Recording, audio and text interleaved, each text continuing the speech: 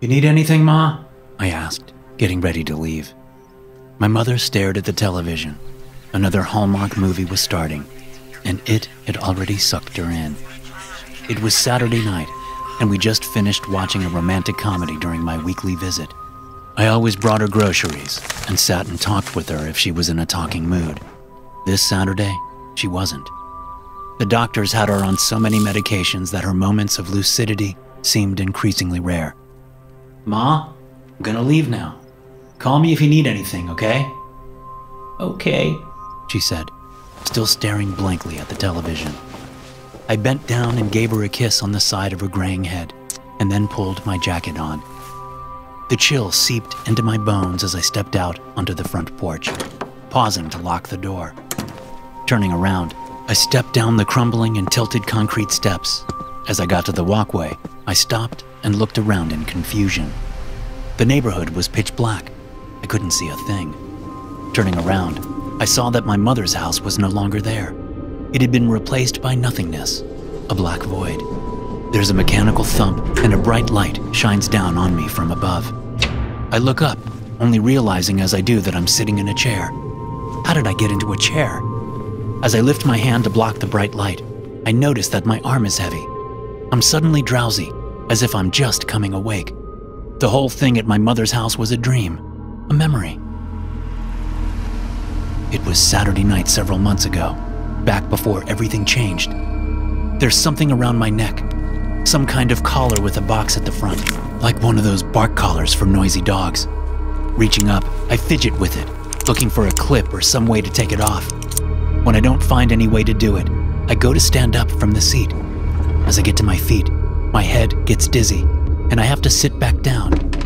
Hello? I say, looking up toward the light, which seems to be directly above me, some 30 feet in the air. My voice bounces around, sounding like I'm in some kind of large warehouse. Welcome! A man's voice booms out from all around me. To the Deranged Doom Show, the dark web's #1 game show. Rows of lights come on at the ceiling, prompting me to squint. I'm in a small square room without a ceiling. The walls are about 12 feet tall, but I can see up to the rows of lights much farther up. I am in some kind of warehouse. There's a metal door straight ahead, but there's no doorknob that I can see. There's a small camera just above the door, pointed straight at me. Turning in my seat, I look behind me and see a similar door there. It has a camera above it too. Meet your contestant, the man's voice says. Marcus Welton is 31 years old. He works for a major social media company, enjoys long walks down dark alleys, and is what you would call a problem drinker. What the hell is this? I say, fear burbling away in my gut as I become more aware with each passing moment. As I stand up, I get lightheaded again, but I manage to keep to my feet. Is this a joke? Kevin? That you? Marcus, your first challenge starts in 10 seconds. Are you ready? No! I scream. Let me out of here! I walk around the chair, heading for the knobless metal door behind the seat. A jolt of electricity travels into my neck through the box attached to the collar. It feels like I'm being bitten by 100 fire ants at once. Not that way, Marcus, the man says. The other way! I stumble away from the door, and the shock stops. Breathing heavily, I reach up and look once again for a way to take the collar off. That only earns me another shock. The door in front of the chair slides open. Your first challenge awaits! I make no move. There's some kind of platform out there, with items on the floor. They look like throwing knives. Get moving, Marcus! Our viewers are waiting! Still, I resist. The collar shocks me again, and I find myself walking forward, going through the door, which shuts behind me. I walk toward the edge of the platform, careful not to step on the 6 throwing knives lying in an orderly row a couple of feet from the edge. I look over the edge, seeing a grid of 2-foot metal spikes sticking up from the floor 10 feet below. Some spikes are stained with what looks like blood. Looking up across the 15-foot gap between my platform and the next, I see there's some kind of large round structure over there. As I watch, the structure rotates, revealing one of my friends, Kevin. He's strapped, spread-eagled to a large target, like the kind you see in magic shows.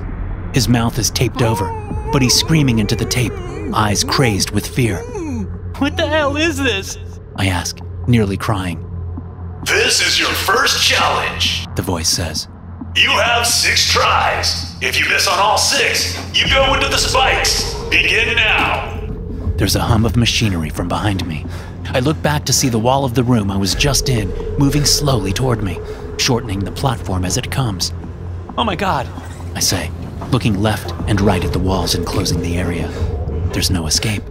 If the wall behind me keeps moving, it will push me into the spikes below. I pick up all 6 knives, holding 5 in my left hand and 1 in my right. The target Kevin is attached to starts spinning clockwise. Kevin shakes his head as he keeps screaming, but I don't have a choice. The first knife completely misses the target, disappearing behind it. I take a moment to wipe my eyes clear before bringing the second knife up. I throw it, and it sticks into the target just between Kevin's legs. Yes, I say. I got it. Let me cross. That's 2 misses, Marcus, the voice admonishes. You only have 4 more, and not much more time. A glance over my shoulder shows me that what had been a 6-foot platform is down to 4 feet. What do you mean, miss? I hit the target, I scream. No, you did not. You missed him. Try again, or into the spikes you go. Suddenly, it dawns on me what he wants. I'm supposed to hit Kevin. No, I say. No, I can't do that. If you don't play, Marcus, you can only lose. Another glance behind me. 3 feet left. I look down at the spikes, a sick feeling settling in my stomach. I raise the third knife and throw it. It bounces off Kevin's leg, clattering to the ground. Only 3 more tries! The fourth knife sticks into the target next to Kevin's head. The wall is getting closer, under 2 feet left now. I take a deep breath, trying to calm myself down as I aim the 5th knife. I can see the wall closing in on me from the corner of my eye. Not long now. I throw the knife. It thunks into Kevin's chest. My friend screams and writhes, slamming his head against the wood behind him. But the wall stops moving toward me. Very good. Challenge 1 complete.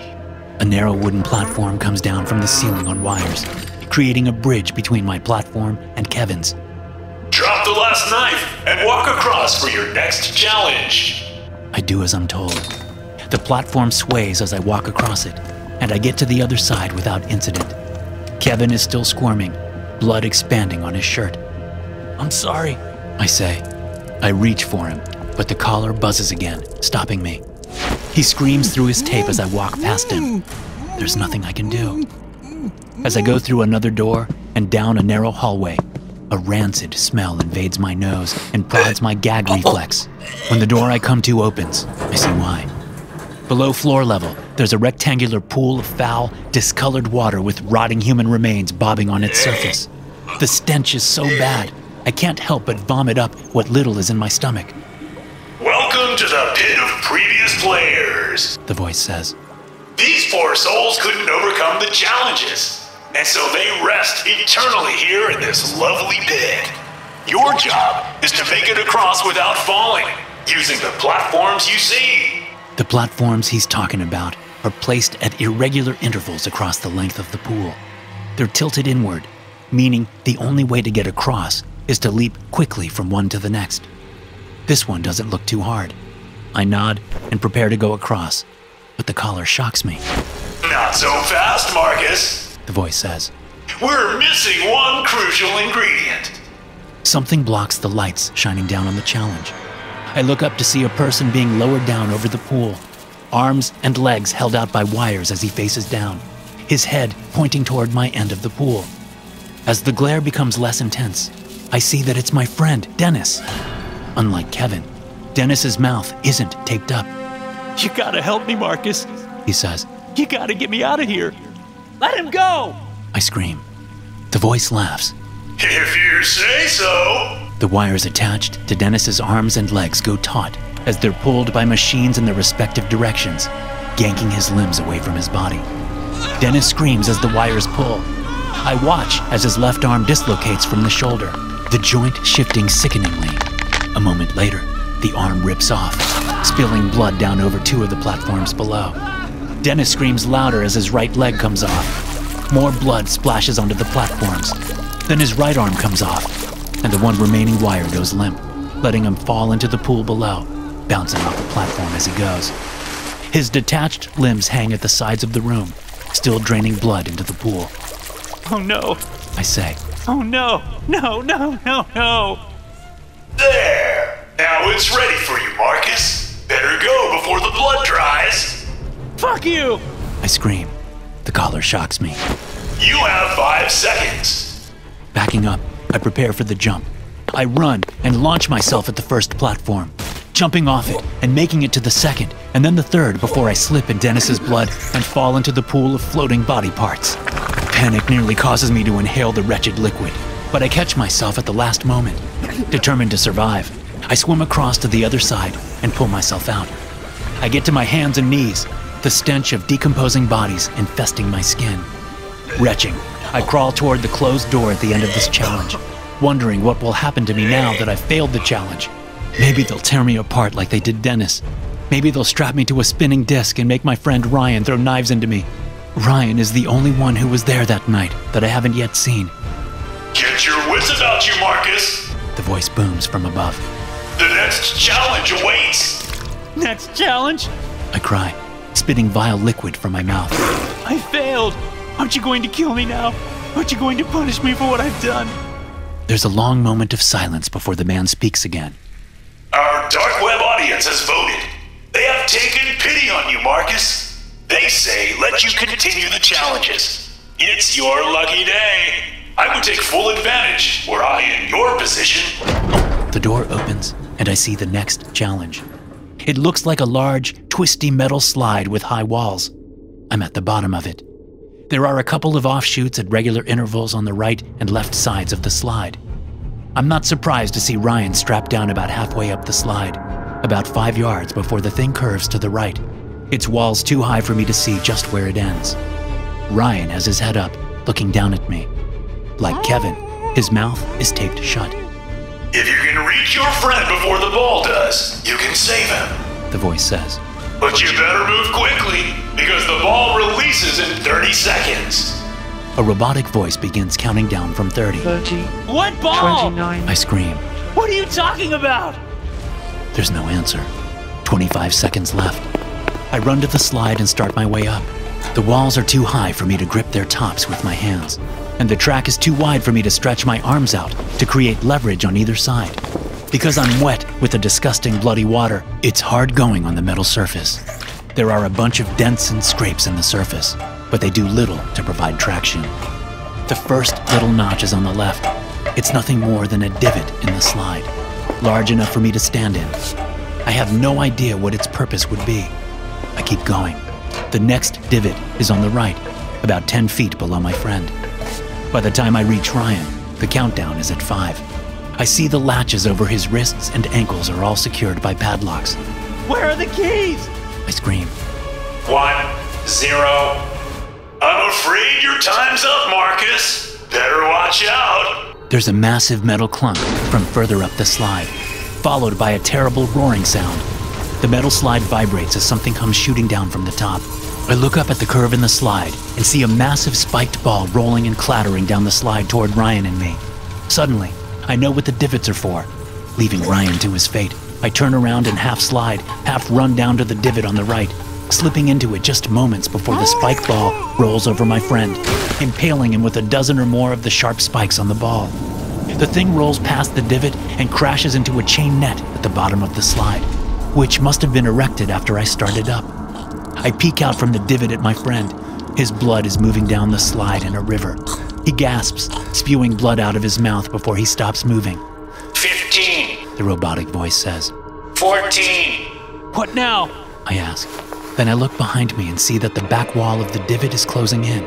It won't be a divot for much longer, and I'm guessing the countdown signifies the next metal ball to come running down. I scramble up the slide, getting to the next divot just before the second ball comes rumbling down. Then I do the same again. I make it to the top, exhausted but alive. There! I shout. I made it! No more friends, no more challenges, right? Not quite, Marcus. The man says. There's one more challenge. Just one more.